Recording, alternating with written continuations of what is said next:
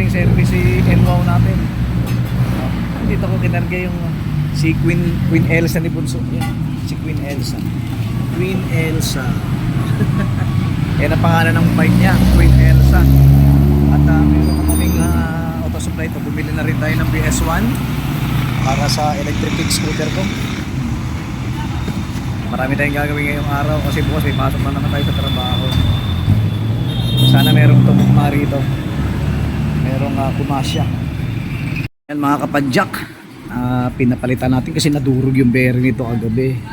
Pinapalitan natin pati ito, bago yan. Tsaka yung mga bearing niya bago. Tapos ito pinahigpitan na rin natin ito kay kuya kasi maluwag eh. Tapos ngayon yung preno tsaka itong upuan niya, no?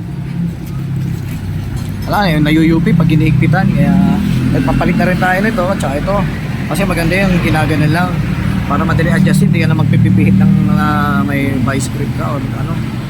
Tapos yung mga preno niya, ito kasi hindi pa na-adjust. Ito bali apat ang pinagawa natin. Dito rin ako nagpagawa ng isang bike ko, yung kulay red, yung Rhino ko. Dito ko pinagawa. Tapos dito rin sila nagpagawa ng ganito nila, yung kay Iboy na maliit. Dito rin.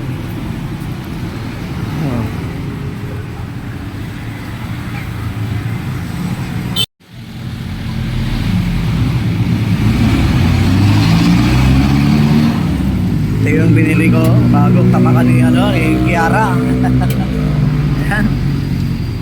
Meron akong isang extra niyan, kakabit ko sa bike yung pula. Mga kapadyak, ayos na bisikleta ng anak ko. Malakas ang preno niyan.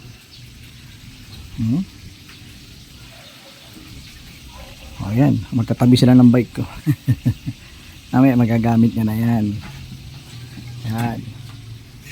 Malakas na preno rito, malakas na preno sa harap at yung likod. Tapos pinalitan na natin to. Tapos pinigpitan na rin to.